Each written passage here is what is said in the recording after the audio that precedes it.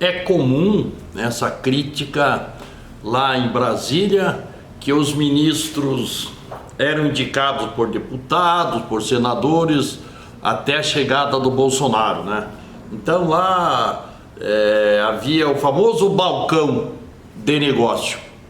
O deputado indicava ministro e daí votava a favor do governo. O senador indicava ministro, o presidente de empresa pública, presidente de banco, né? E aí havia aquela sociedade lá do executivo com o legislativo. Muito bem, isso existe aqui no município, aqui em Ponta Grossa. Isso é um escândalo, mas ninguém comenta, ninguém fala, então essas coisas acontecem no maior sigilo. Está tendo a dança das cadeiras aí nas secretarias municipais, não por conta de que a secretária tenha mudado tudo, como, aliás, os secretários ou as secretárias, como a professora Elizabeth era do mesmo grupo, era a vice do Marcelo Rangel, continua tudo igual. As alterações nas secretarias que alguns secretários foram mudados. Mas principalmente os vereadores que não se reelegeram e que tinham lá 8, 10, 12 indicados em cargos de comissão, esse pessoal perdeu o emprego, porque os novos que estão chegando vão nomear. Então como é que funciona isso? E quando foi que isso começou? Isso não é uma tradição, se tornou. Isso começou no governo do falecido prefeito Paulo Cunha Nascimento. Foi ali que começou tudo, né?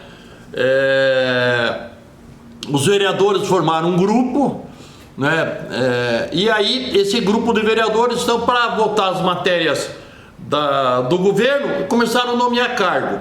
Daí depois veio o Juscelito, eles tomaram conta do Juscelito, fizeram o mesmo com o Péricles. Aí quando chegou Pedro Vosgrau, já havia uma Câmara muito diferente quando foi do primeiro governo, porque no primeiro governo não tinha isso, e o Pedro nem permitia isso aí, né? Mas no segundo governo ele chegou e estava armado o circo.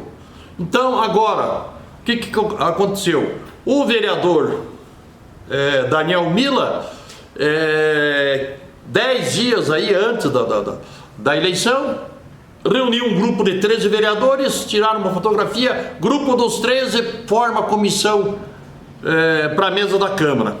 Então esses 13 vão mandar na Câmara. Eles aprovam o que eles quiserem e rejeitam o que eles quiserem. Então eles chegam para prefeito, nós temos 13 votos dos 19 e nós queremos cargos.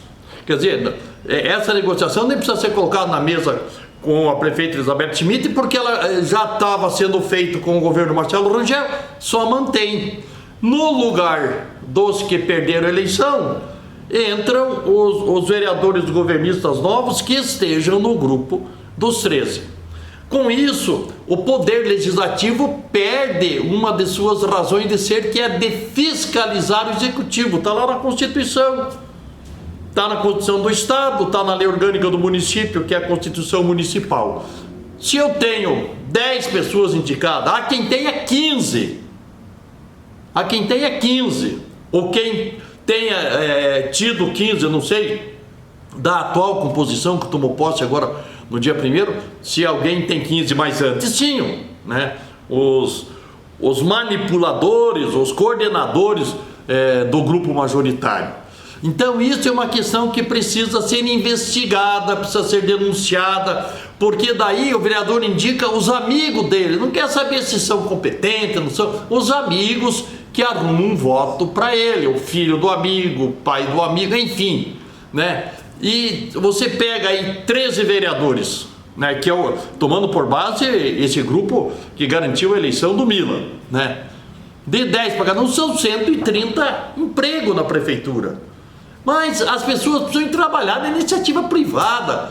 O poder público não pode ser cabide de emprego, de negociação política. O balcão de negócio existe aqui no município. E seria o ideal que se fosse feito um levantamento para dizer o vereador fulano de tal tem tantos cargos, o vereador fulano tem tanto, e colocar onde está sendo esses cargos. Então eu vi uma conversa das mudanças que estão tendo nas secretarias, não por conta de ter mudado ter saído o Marcelo e entrado a Elizabeth. Não, pelos vereadores que perderam a eleição e os novos que chegaram e já estão no grupo dos 13, já chegam viciados, porque os veteranos, não, você pode indicar 7, 8, já negociam um número aí. Então isso é tão imoral, tão indecente, isso bate na improbidade administrativa tanto quanto o que acontece em Brasília. Por que o Bolsonaro está tendo todas as dificuldades políticas no mundo lá, com aquele cidadão lá chamado de Botafogo nas planilhas da Odebrecht? Porque o Rodrigo Maia não nomeia mais ministro, não manda mais no ministério. E assim todos aqueles outros senadores e deputados lá. Porque o Bolsonaro deu um corte nisso aí. E agora ele está buscando compor uma base política com que haja, não seja tão profundamente corrupto. É uma expressão que tem que usar. Está com o povo do Centrão negociando com aqueles possíveis de negociação, com uma margem até de tolerância.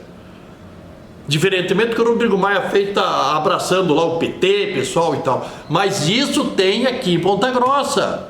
Tem Ponta Grossa, e começou então, veio o governo do Paulo Cunha Nascimento, veio o governo do Juscelito Canto, do Péricles, aí os dois governos do Pedro Vosgrau, 2 governos do Marcelo Rangel e agora da Elizabeth Schmidt. Então, não sei se isso aí é o Ministério Público que deveria levantar ou deveria se interessar, já que o GAECO passou por aí, de repente não custava dar uma olhada nessa questão também.